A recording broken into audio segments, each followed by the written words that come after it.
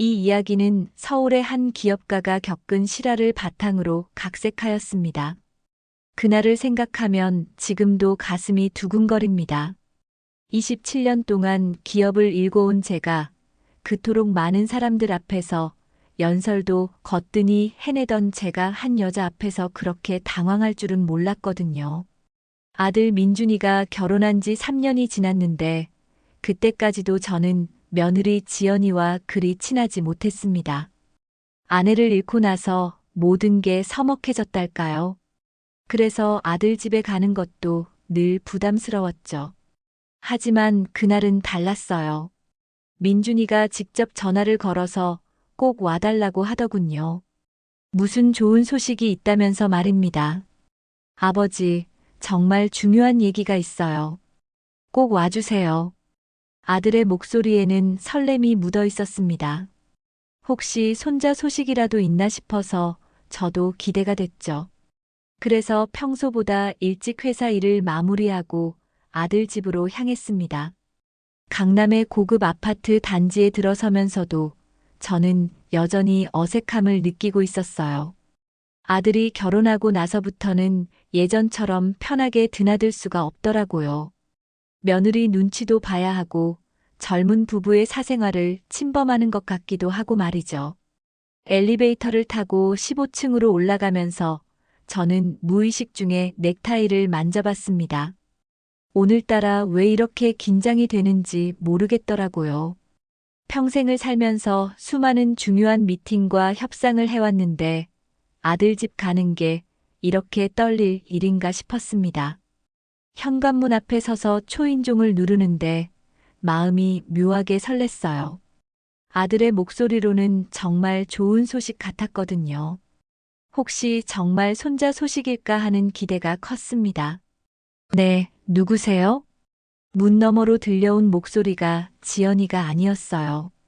처음 듣는 여자 목소리였는데 뭔가 익숙한 느낌이 들었습니다. 하지만 그때는 그냥 새로운 가정부련이 했죠. 민준이 아버지입니다. 아, 잠깐만요. 문이 열리면서 한 여자가 나타났습니다. 50대 중반쯤 되어 보이는 단정한 옷차림의 여성이었어요. 그런데 그 순간 저는 완전히 얼어붙었습니다. 세상에 그럴 수가 있나요? 30년 전 그 얼굴이 제 앞에 서 있었으니까요. 조금 나이가 들긴 했지만 그 맑은 눈동자와 선한 미소는 그대로였습니다. 수진이었어요. 제 첫사랑 최수진이었습니다. 어서 들어오세요. 수진이는 저를 알아보지 못하는 듯 했어요. 아니, 알아보고도 모른 척하는 건지도 모르겠더라고요. 저는 그저 멍하니 서서 그녀를 바라볼 뿐이었습니다. 아버지 오셨어요? 민준이가 안에서 나오면서 반갑게 맞아줬어요. 하지만 저는 여전히 수진이에게서 눈을 떼지 못하고 있었습니다.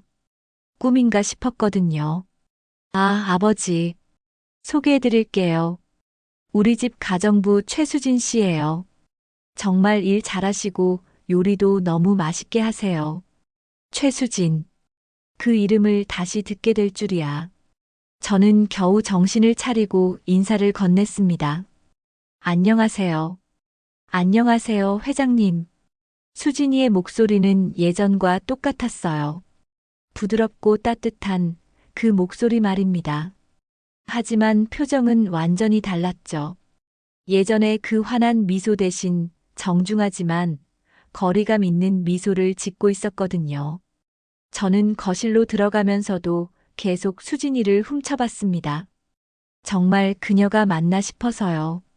30년이라는 세월이 흘렀지만 그 뒷모습과 걸음걸이까지 모든 게 기억 속 그대로였습니다. 아버지, 앉으세요. 수진 씨가 차 준비해 주실 거예요. 민준이는 아무것도 모른 채 환하게 웃고 있었어요. 하지만 저는 온통 수진이 생각뿐이었습니다. 어떻게 이런 일이 생길 수 있을까요? 그것도 하필 제 아들 집에서 말이에요. 수진이가 차를 가져다 주면서 잠시 제 눈과 마주쳤습니다. 그 순간 저는 확신했어요. 그녀도 저를 알아봤다는 걸 말입니다. 하지만 그녀는 곧 시선을 돌렸고 저 역시 아무 말 할 수가 없었어요. 30년 만에 재회. 그것도 이런 식으로 만나게 될 줄은 꿈에도 몰랐습니다. 제 가슴은 10대 소년처럼 두근거리고 있었고 동시에 온갖 궁금증이 머릿속을 맴돌았어요. 그녀는 어떻게 살아왔을까? 왜 가정부 일을 하고 있을까? 그리고 저를 정말 기억하고 있을까? 그날 밤 저는 한숨도 잘 수 없었습니다.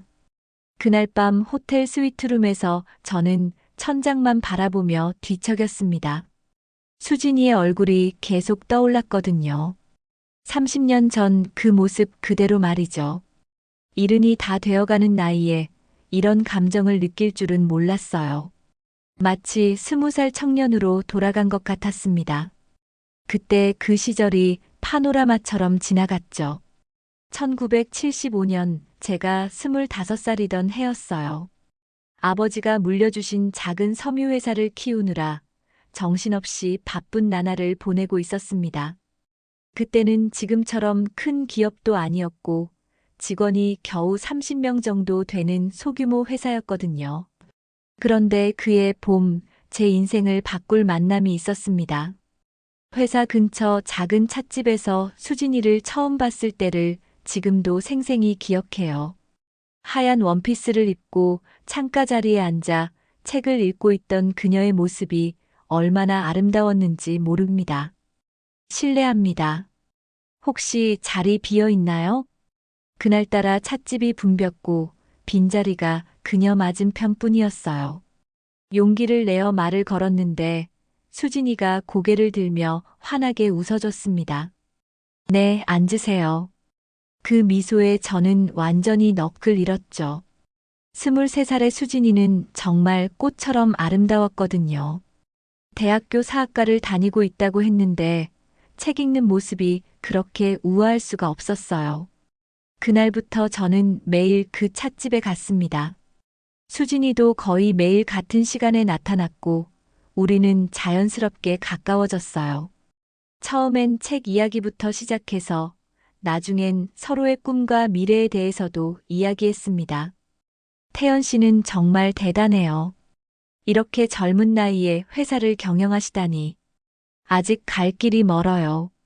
언젠가는 이 나라 최고의 기업을 만들고 싶거든요. 꼭 그렇게 될 거예요. 태연 씨라면 할 수 있어요. 수진이의 격려는 제게 큰 힘이 됐습니다. 그 시절 저는 정말 행복했어요. 사업도 점점 잘 되어가고 있었고 사랑하는 사람도 생겼으니까요. 하지만 행복한 시간은 오래가지 못했습니다. 1978년 아버지가 갑자기 돌아가시면서 모든 게 달라졌어요. 회사 상황도 어려워졌고 제게는 가문을 일으켜 세워야 한다는 무거운 책임이 주어졌습니다. 그때 어머니가 선을 보라고 하셨어요. 서울의 명문가 딸과 말이죠. 지금의 제 아내였던 영희였습니다. 태연아, 내가 좋아하는 그 여자의 이야기는 들었다. 하지만 지금은 그럴 때가 아니야. 우리 집안을 일으켜 세우려면 든든한 뒷배경이 필요해. 어머니의 말씀이 틀렸던 건 아니에요. 영인의 집안의 도움으로 회사가 위기를 넘길 수 있었으니까요. 하지만 그 대가로 저는 수진이를 포기해야 했습니다. 마지막으로 수진이를 만났던 그날도 기억납니다. 한강공원 벤치에 앉아서 우리는 한참을 말없이 있었어요. 미안해, 수진아. 정말 미안해. 괜찮아요, 태연 씨. 이해해요.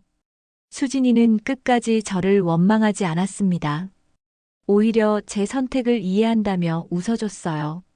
하지만 그 미소 뒤에 숨겨진 아픔을 저는 알고 있었거든요. 행복하세요, 태연 씨.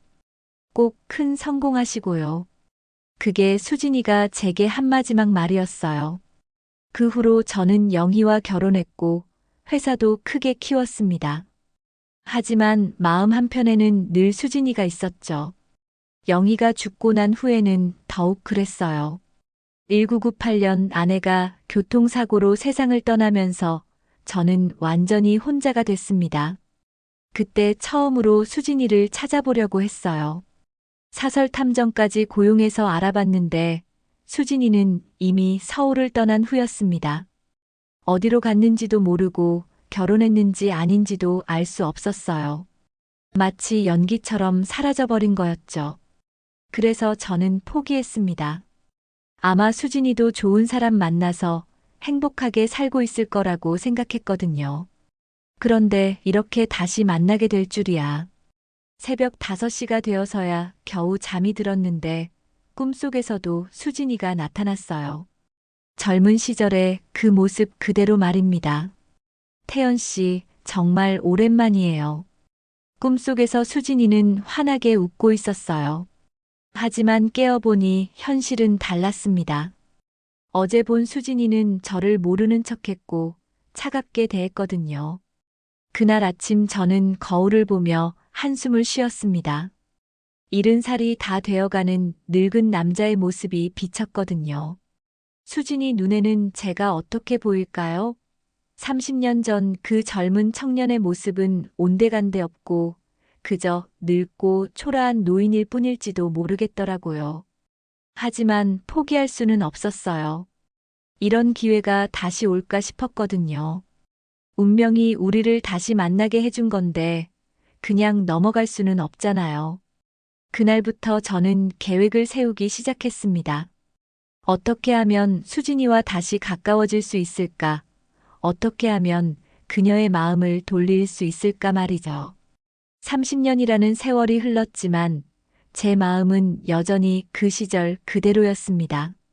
다음 날 아침 저는 일찍 사무실에 나갔습니다.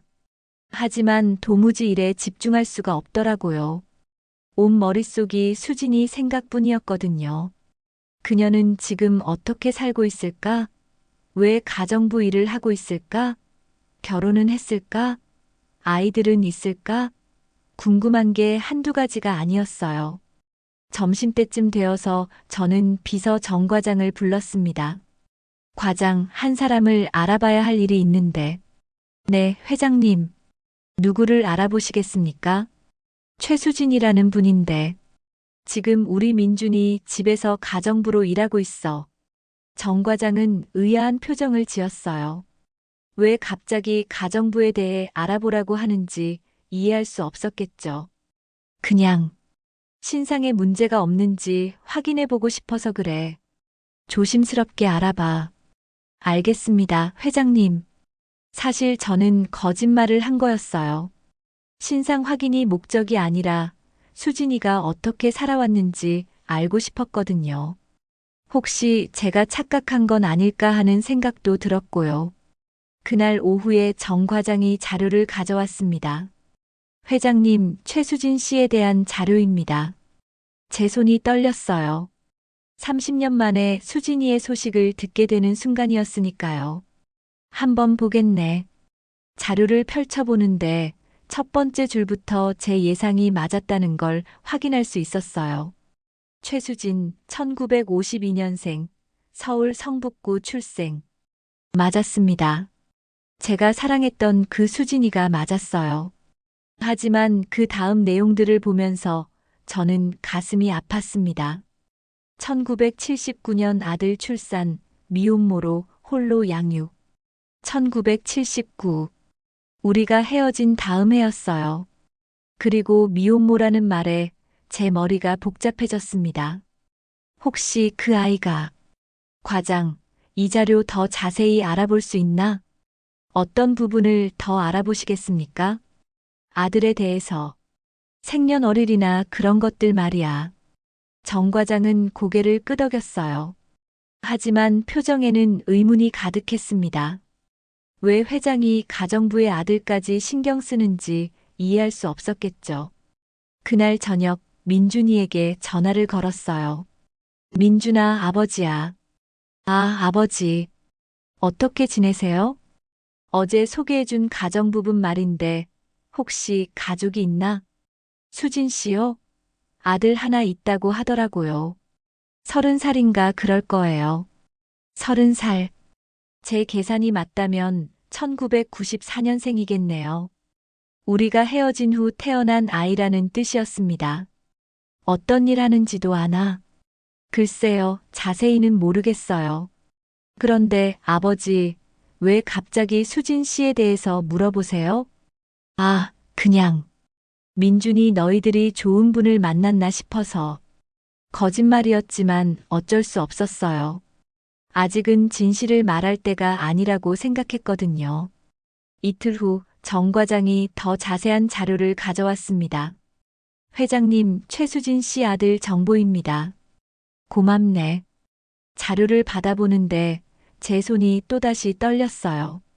최혁준, 1994년 3월 15일생. 우리가 헤어진 게 1978년 여름이었는데, 그럼 이 아이는 1978년 여름쯤에 생긴 거네요. 그 시기라면 제 머릿속이 복잡해졌어요. 혹시 그 아이가 제 아들일까요? 하지만 확실하지 않으니 섣불리 판단할 수는 없었습니다. 현재 작은 건축설계사무소 운영. 수진이가 혼자 아들을 키우면서 얼마나 고생했을까 싶었어요. 그 시절에 미혼모로 아이를 키운다는 게 얼마나 힘들었을지 상상이 갔거든요. 그날 밤에도 잠을 이룰 수 없었습니다. 만약 혁준이가 정말 제 아들이라면 어떻게 해야 할까요? 수진이는 왜 말하지 않았을까요? 다음 날 저는 다시 민준이 집을 방문했어요. 이번에는 미리 연락하지 않고 갔습니다. 수진이와 단둘이 이야기할 기회를 만들고 싶었거든요. 어머, 회장님. 어떻게 오셨어요? 문을 연 건 수진이었어요. 놀란 표정이었지만 정중하게 맞아주었습니다. 민준이 있나? 도련님은 회사에 계시고 사모님은 친구분들과 모임이 있으셔서 나가셨어요. 완벽한 타이밍이었어요. 혼자 있으니 대화할 수 있겠더라고요. 그럼 잠깐 들어가서 기다려도 될까? 네, 들어오세요. 거실에 앉아서 수진이가 차를 가져다 주기를 기다리는 동안 저는 어떻게 말문을 열어야 할지 고민했어요. 30년 만에 나누는 대화인데 뭐부터 말해야 할까요? 수진이가 차를 가져다 주며 조심스럽게 물었어요. 혹시 도련님께 전해드릴 말씀이라도 있으신가요? 아니, 그런 건 아니고 수진 씨와 이야기하고 싶어서 왔어. 그 순간 수진이의 얼굴이 굳어졌어요.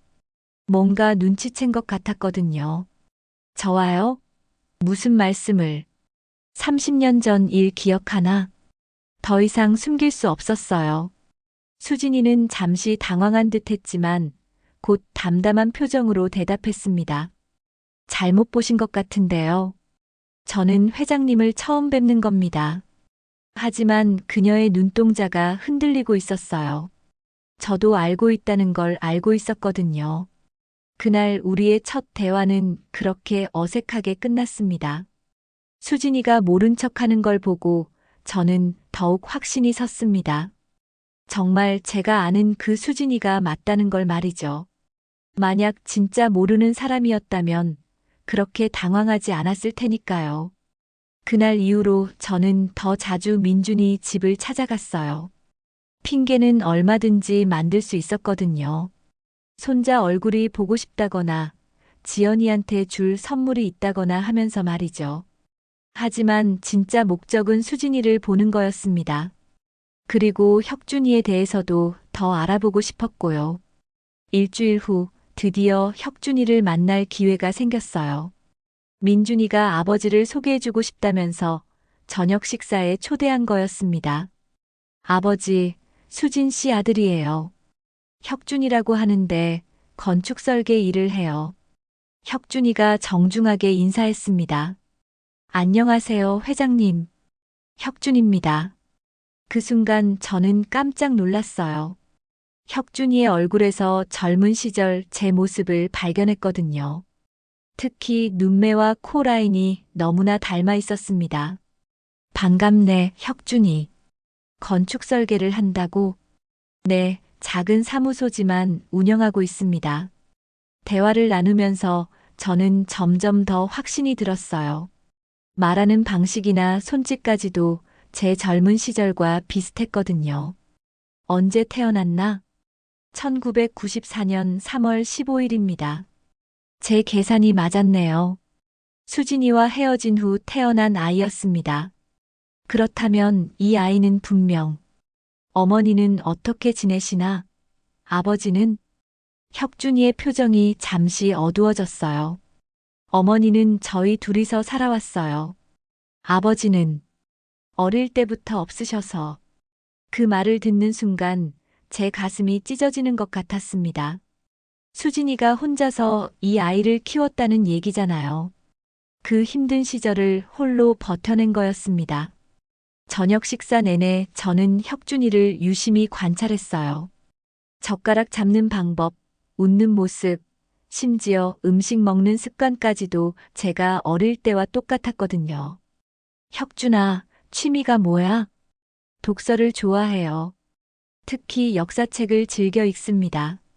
이것도 저와 같았어요. 저도 젊은 시절에는 역사책을 무척 좋아했거든요. 식사가 끝나고 혁준이가 먼저 일어섰습니다. 그럼 저는 이만 가보겠습니다. 오늘 좋은 시간 가졌네요. 혁준아, 잠깐. 저는 그를 불러 세웠어요. 나중에 시간 날 때 한번 만나자. 건축 이야기도 듣고 싶고 젊은 사업가의 고민도 들어보고 싶어. 정말요? 감사합니다. 혁준이는 환하게 웃었어요. 그 미소마저 제 젊은 시절과 똑같았습니다. 그날 밤 저는 사설 탐정에게 연락했어요. 혹시 DNA 검사 같은 걸 할 수 있나? 물론 가능합니다. 하지만 양쪽 동의가 있어야 하는데요. 아니다. 그냥 외모로 판단해봐. 내가 사진을 보내줄 테니. 다음 날 저는 제 젊은 시절 사진과 혁준이 사진을 비교해달라고 탐정에게 부탁했어요. 결과는 제 예상대로였습니다. 회장님, 놀라울 정도로 닮았습니다. 부자 관계가 틀림없어 보입니다. 이제 확신이 섰어요. 혁준이는 제 아들이었습니다. 그렇다면 수진이는 왜 말하지 않았을까요? 30년 동안 혼자서 아이를 키우면서도 저에게 연락하지 않은 이유는 뭘까요? 며칠 후 저는 수진이와 단둘이 이야기할 기회를 만들었어요. 민준이와 지연이가 모두 외출한 틈을 타서 찾아간 거였습니다. 수진아, 이번에는 정중한 존댓말 대신 옛날처럼 불러봤어요. 수진이가 깜짝 놀라면서 돌아봤습니다. 왜 그렇게 부르세요? 우리 사이에 뭘 숨기려고 하나? 혁준이 내 아들이지? 직설적으로 물어봤어요. 더 이상 돌려서 얘기할 이유가 없다고 생각했거든요. 수진이는 한참을 말없이 있었습니다. 그러더니 깊은 한숨을 쉬었어요. 어떻게 알았어요? 드디어 인정했네요. 저는 가슴이 벅차올랐습니다. 닮았어. 너무 많이 닮았다고. 그래서 어쩌시려고요? 이제 와서 뭘 어떻게 하시려는 건가요?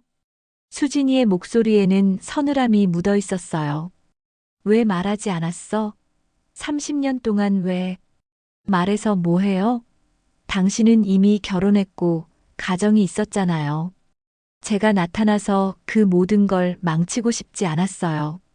하지만 내 아들인데 당신 아들이 아니에요. 수진이가 단호하게 말했어요. 혁준이는 제가 혼자 키운 아이예요. 당신과는 아무 상관없어요. 수진아, 그렇게 말하지 마. 나도 아버지로서 책임을 지고 싶어. 이제 와서 무슨 책임이에요? 30년이 다 지났는데. 수진이의 눈에서 눈물이 흘렀어요. 오랫동안 참아왔던 감정이 터져 나오는 것 같았습니다. 당신이 떠난 후에 얼마나 힘들었는지 아세요? 혼자서 아이 키우면서 얼마나 많이 울었는지 아세요? 제 가슴이 미어졌어요. 수진이가 겪었을 고통을 생각하니 견딜 수가 없었거든요. 미안해, 정말 미안해. 그때 내가 잘못했어. 미안하다고 해서 달라지는 건 없어요. 이미 다 지난 일이에요. 그날 대화는 그렇게 끝났습니다. 하지만 저는 포기할 수 없었어요. 제가 할 수 있는 일이 분명히 있을 거라고 생각했거든요. 그날 밤 저는 오랫동안 고민했습니다. 어떻게 하면 수진이의 마음을 돌릴 수 있을까? 어떻게 하면 혁준이에게도 진실을 말할 수 있을까 말이죠. 수진이가 진실을 인정한 후로 저는 매일 밤 잠 못 이루는 날들이 계속됐습니다. 30년 동안 모른 채 살아온 아들, 그리고 혼자서 그 아들을 키워낸 수진이 생각에 마음이 무거웠어요. 하지만 더 큰 문제가 생겼습니다. 며느리 지연이가 뭔가 눈치챈 것 같았거든요. 어느 날 저녁 민준이 집에서 식사를 하는데 지연이가 이상한 질문을 던졌어요. 아버님, 요즘 자주 오시네요. 전에는 한 달에 한 번 오실까 말까 했는데. 아, 그냥. 손자 얼굴이 보고 싶어서 그래. 그런데 오실 때마다 수진 씨랑 많이 이야기하시던데요. 민준이가 옆에서 끼어들었어요. 여보, 그게 뭐 문제야? 아버지가 우리 집 가정부한테 관심 가져주시는 게 좋은 거지. 하지만 지연이는 계속 의심의 눈초리를 보냈습니다. 아무래도 이상해요. 수진 씨도 아버님이 오시면 표정이 좀 어색해지거든요. 제 가슴이 덜컥했어요. 지연이가 생각보다 예리하게 관찰하고 있었던 거네요. 무슨 소리야? 그냥 정중하게 대하는 거지. 글쎄요. 뭔가 숨기는 게 있는 것 같은데. 그날 이후로 지연이의 견제가 시작됐습니다. 제가 수진이와 대화하려고 하면 어김없이 나타나서 방해했어요. 수진 씨, 설거지는 제가 할 테니까 먼저 가세요. 아버님, 차 더 드릴까요? 노골적으로 우리가 단둘이 있지 못하게 막았습니다. 일주일 후 더 심각한 일이 생겼어요. 지연이가 수진이에게 트집을 잡기 시작한 거였습니다. 그날도 저는 민준이 집에 갔는데 지연이가 수진이를 혼내고 있더라고요. 수진 씨, 이 찻잔에 물때가 끼었네요.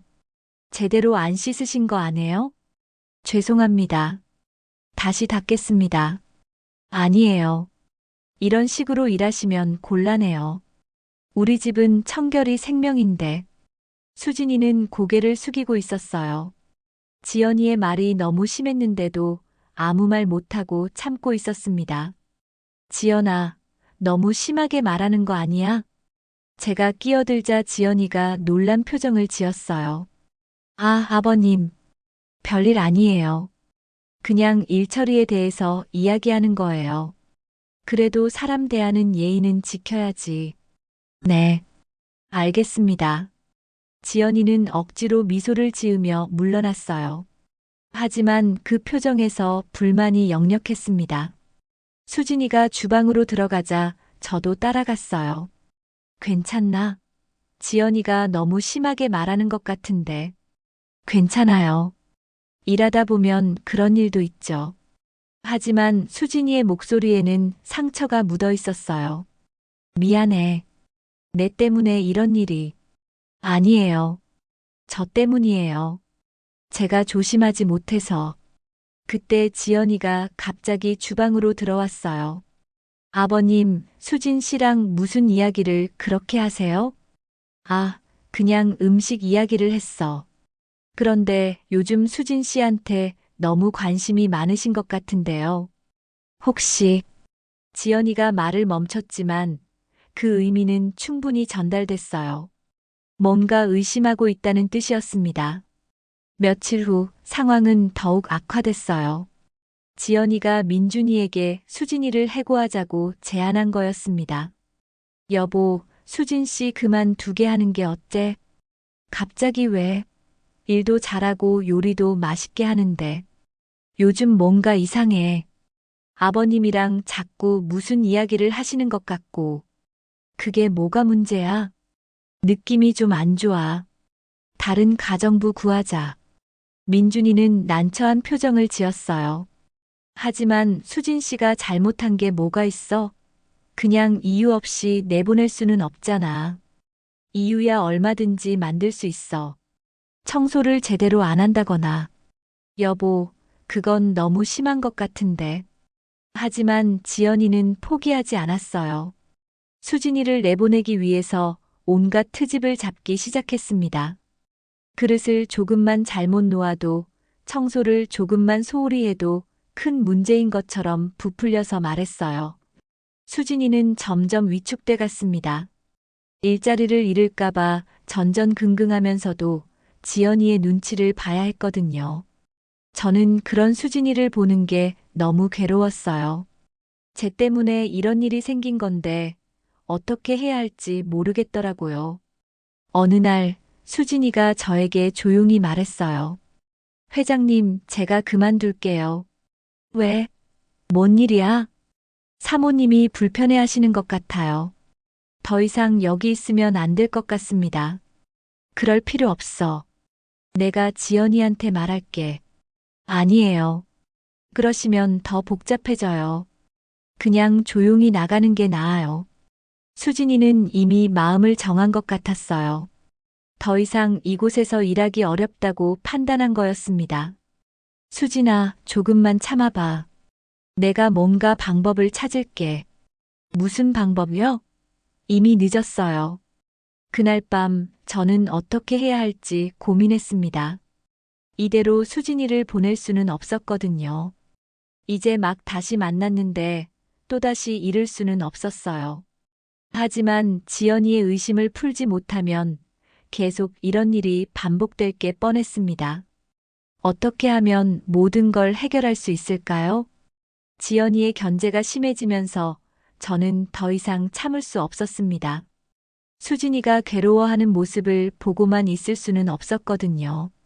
그런데 뜻밖의 기회가 찾아왔어요.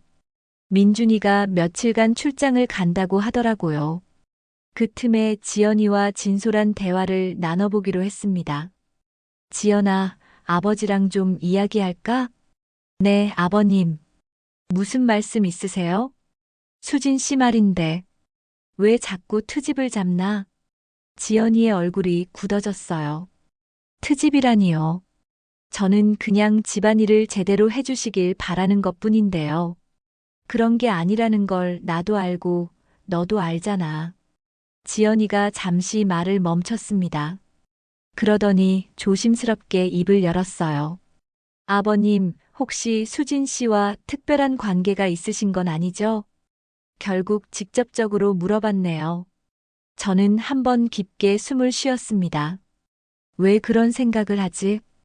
요즘 너무 자주 오시잖아요. 그리고 수진 씨만 보면 표정이 달라지시고, 지연이가 생각보다 많이 관찰하고 있었네요. 지연아, 내가 걱정하는 그런 관계는 아니야. 그럼 뭔가요? 분명히 뭔가 있으시잖아요. 더 이상 숨길 수 없을 것 같았어요. 하지만 아직 혁준이한테도 말하지 않은 상황에서 지연이에게 먼저 말하는 게 맞을까요? 지연아, 좀 복잡한 일이야. 나중에 모든 걸 설명해 줄게. 언제요?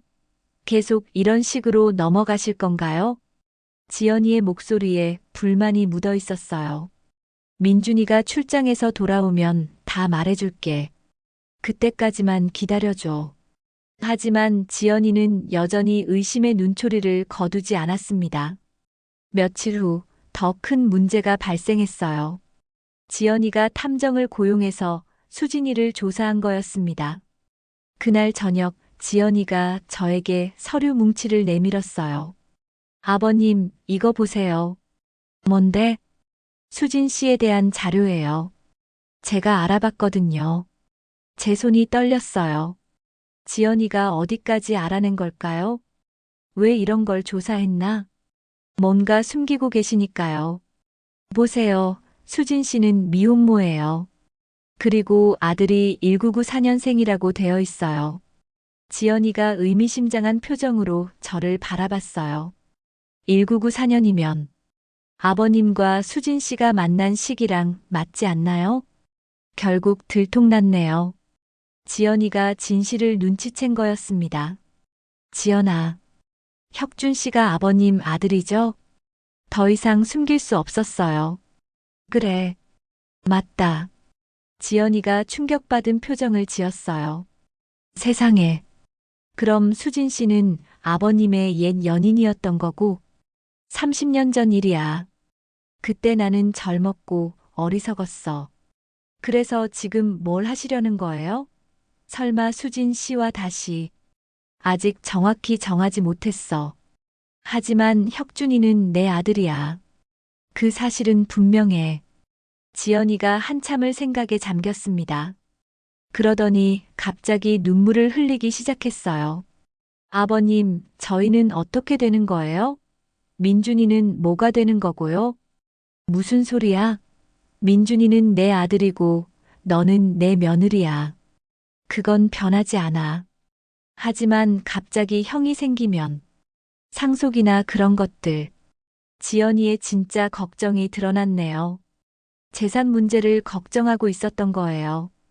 지연아, 그런 걱정은 하지 마. 민준이나 너에게 피해가 가지 않게 할 거야. 정말요? 약속한다. 그제서야 지연이가 조금 안심하는 표정을 지었어요. 그럼 수진 씨한테는 뭐라고 하실 거예요? 일단 혁준이부터 만나봐야겠어. 그 애한테 진실을 말해야지. 혁준 씨가 받아들일까요? 모르겠어. 하지만 말해야 해. 더 이상 숨길 수는 없어. 그날 밤 저는 혁준이에게 전화를 걸었어요.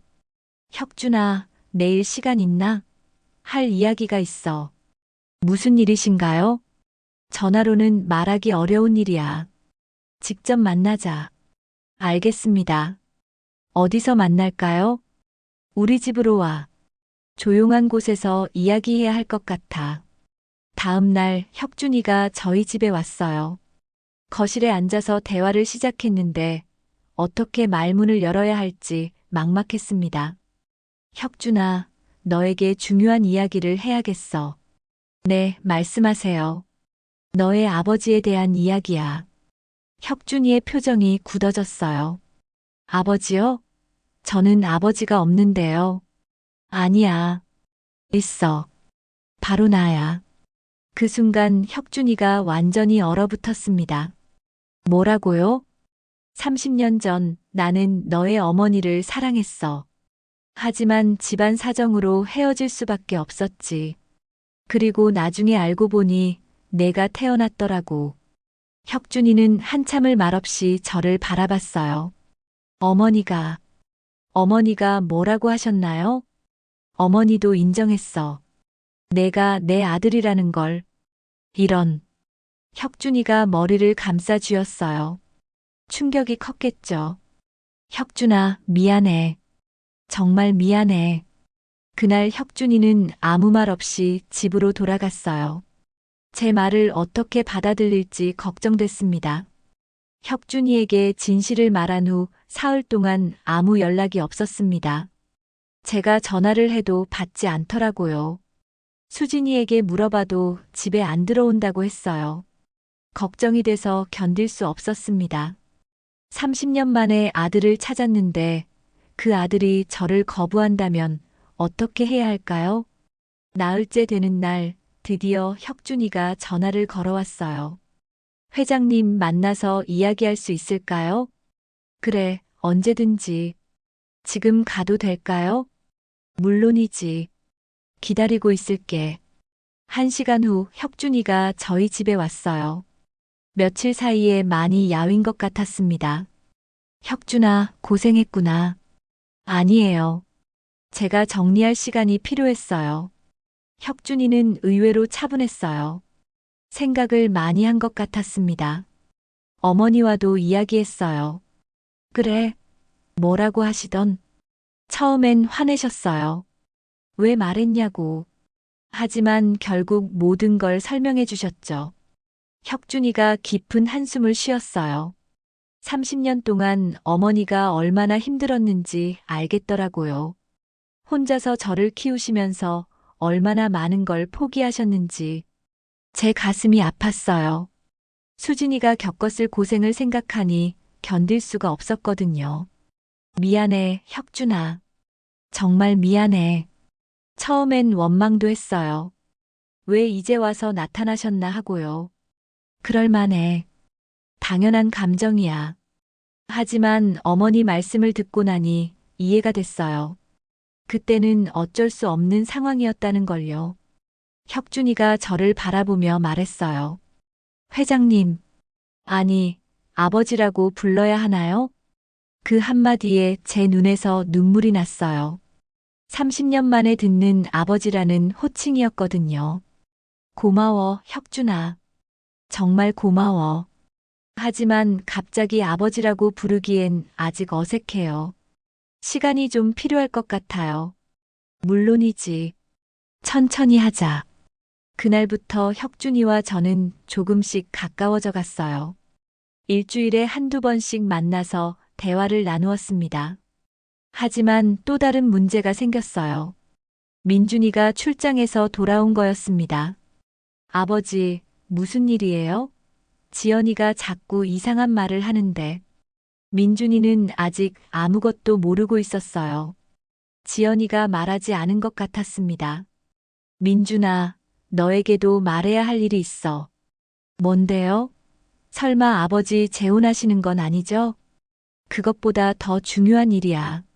저는 민준이에게도 모든 걸 털어놨어요. 수진이와의 과거, 혁준이가 제 아들이라는 사실까지 말이죠.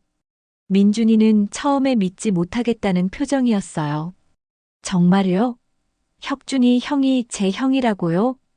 그래. 너보다 5살 많은 형이야. 세상에. 그럼 수진 씨는 내 첫사랑이었고 혁준이 어머니야. 민준이가 한참을 멍하니 있더니 갑자기 웃기 시작했어요.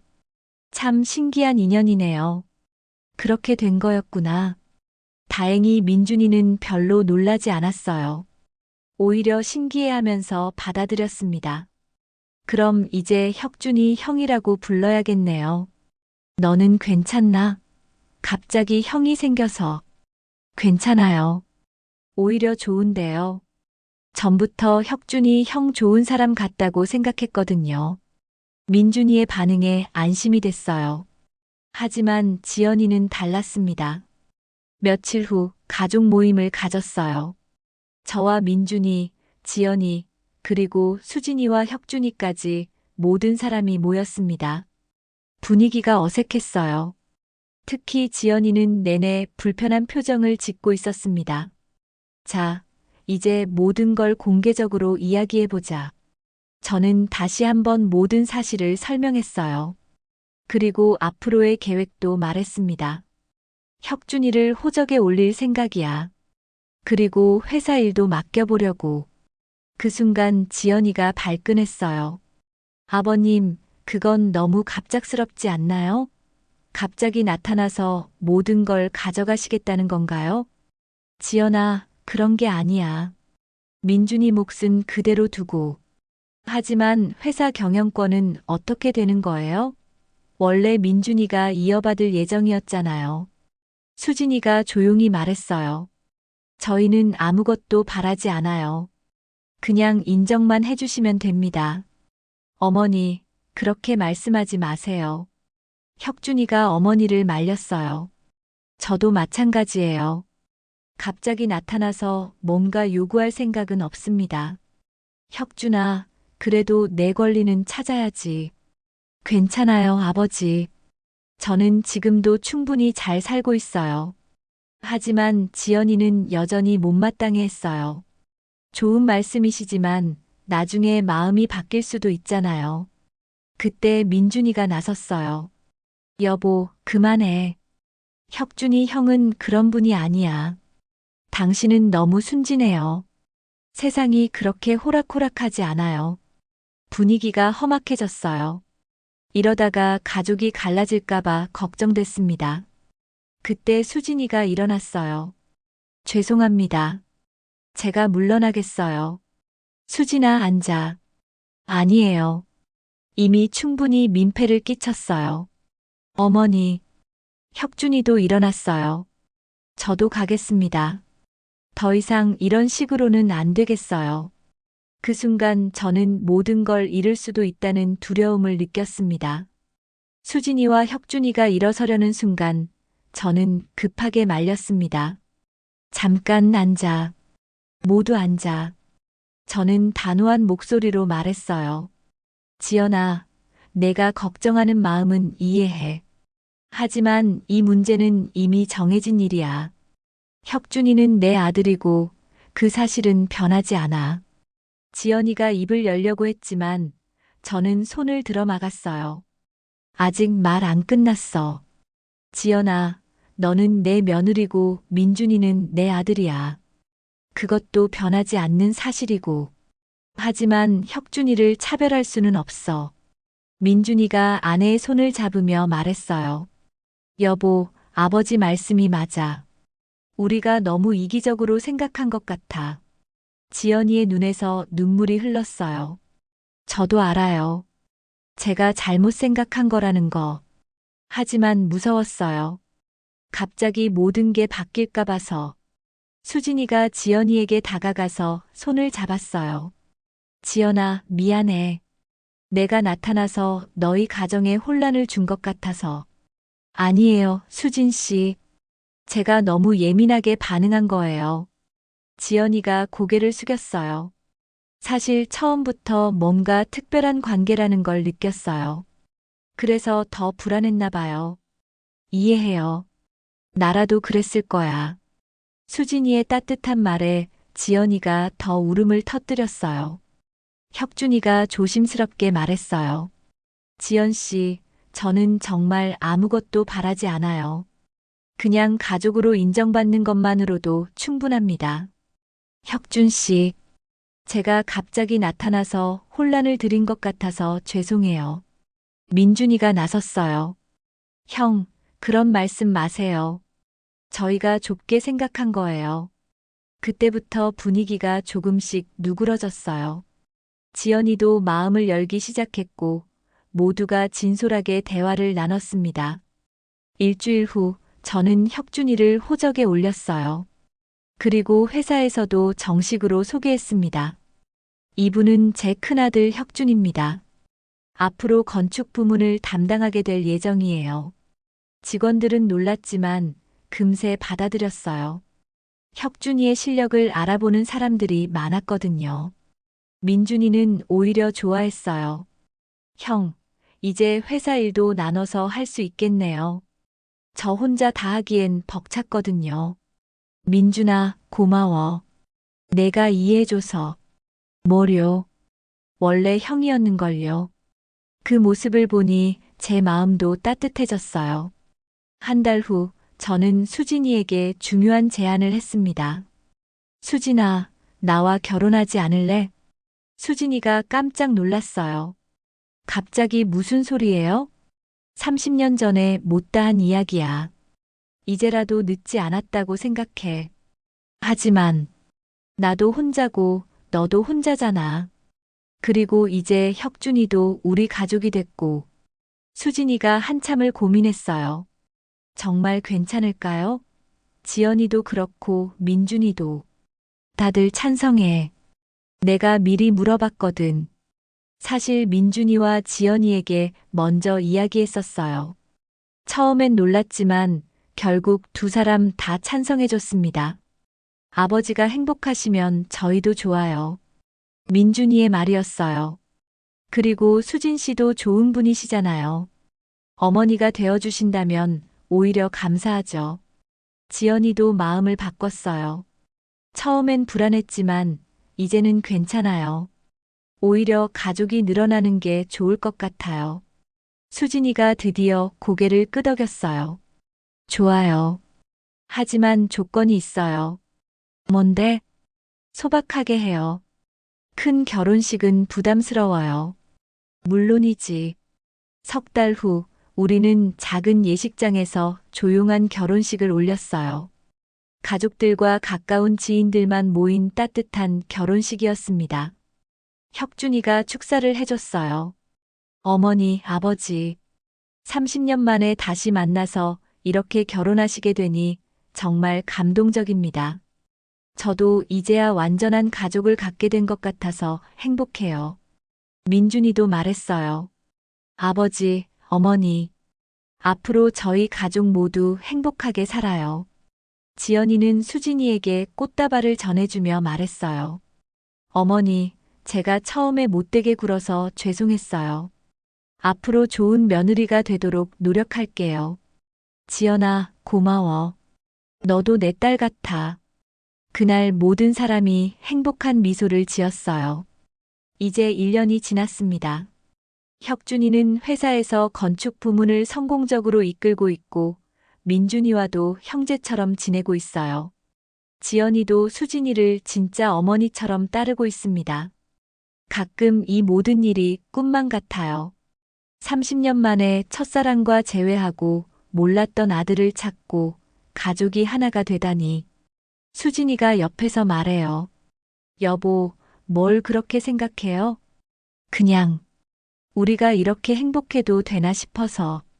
당연히 행복해야죠. 이제라도 함께하게 됐으니까. 맞아요. 비록 늦었지만 이제라도 함께할 수 있게 됐으니 감사해야죠. 70년을 살면서 가장 행복한 시간을 보내고 있습니다. 사랑하는 사람과 함께, 두 아들과 며느리들과 함께하는 이 시간들이 얼마나 소중한지 매일 느끼고 있어요. 인생이란 참 알 수 없는 것 같아요. 언제 어떤 기적이 일어날지 모르니까요.